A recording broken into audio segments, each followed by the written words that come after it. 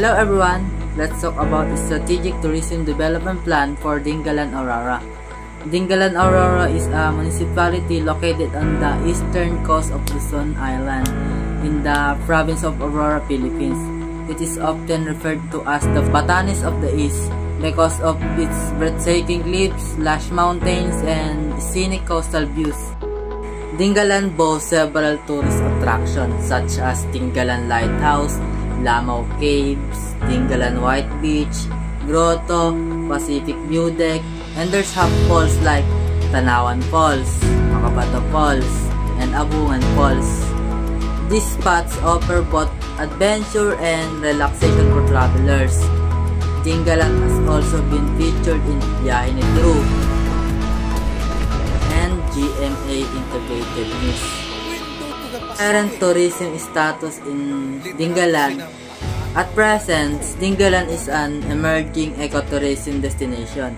It is gaining popularity among local tourists due to its natural beauty and peaceful atmosphere. However, tourism infrastructure and promotional efforts are still developing.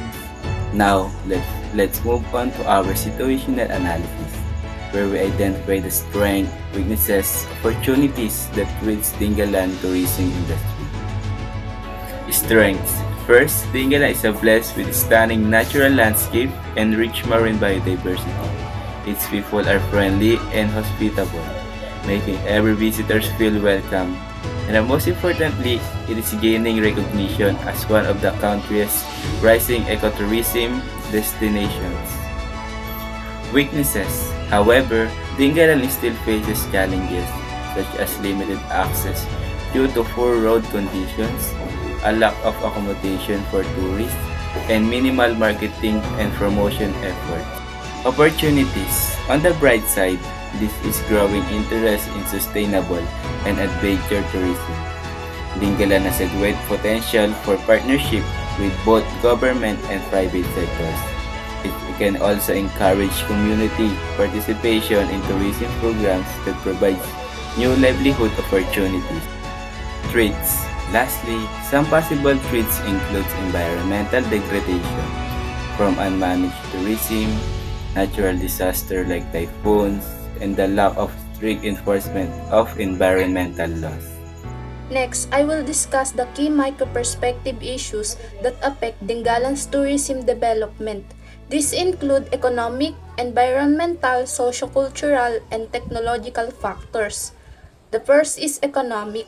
Tourism can be a major driver for Dingalan's economic growth. By developing the tourism sector, we can create new livelihood opportunities for the locals and increase income in the community. Second is environmental. Since Dingalan's natural beauty, it is the main attraction, it is important to protect the environment from pollution and overdevelopment. Sustainable tourism practices should be implemented to ensure that the destination remains clean and preserved for the future generations. The third is socio-cultural. Dingalan has rich local culture and heritage that should be preserved and showcased. Organizing cultural festivals, promoting local crafts, and involving the community in tourism projects will help maintain their identity and pride. And also technological. Lastly, improving internet connectivity and using digital tools for tourism promotion can help Dingalan's reach a wider audience. Online marketing and social media, and also virtual tours can attract more tourists and investors. Now, I present our strategic tourism plan, which include our proposed action for sustainable and innovation tourism development in Dingalan. Tourism, infrastructure, and facility development. We recommend improving the roads and transportation leading to the main tourist spots. Eco-friendly accommodation, such as homestays and small lodges, should be built. Tourism information centers and rest areas should also be established to provide convenience to visitors. Sustainable tourism and environmental management. We propose implementing an effective waste management system and regular coastal cleanups, tree planting programs, and educational campaign about responsible tourism should also be conducted to protect Dingalan's natural resources, community participation, and employment generation. We believe in empowering the locals by training them as tour guides, ecotourism operator, and business owners. Supporting small enterprises like eateries and souvenir shop will help boost local income, marketing, digitalization, and innovation. To promote Dingalan, we suggest creating an official tourism website and social media page. Virtual tours and promotional videos can also be developed to showcase the town's beauty online. In addition, hosting ecotourism and cultural events can increase tourism engagement. Policy recommendation. We recommend the creation of local ordinance focus on environmental protection and tourism safety. A tourism development council should be formed to monitor all projects, and all activities must comply with national tourism standards.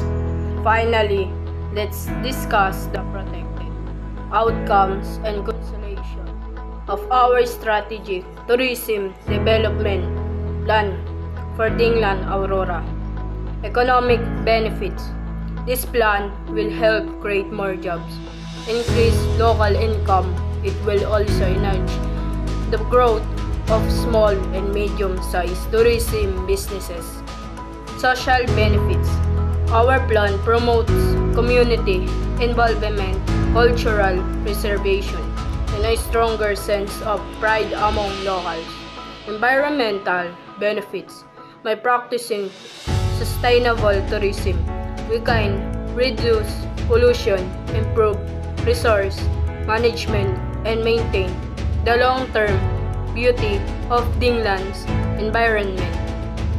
Our strategic tourism development plan focuses on sustainability, innovation, and inclusive growth through eco-friendly infrastructure, community empowerment, and responsible tourism promotion.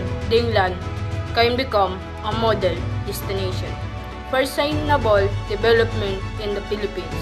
This plan supports not only the recovery of the tourism and hospitality industry, but also the preservation of nature and improvement of people's lives.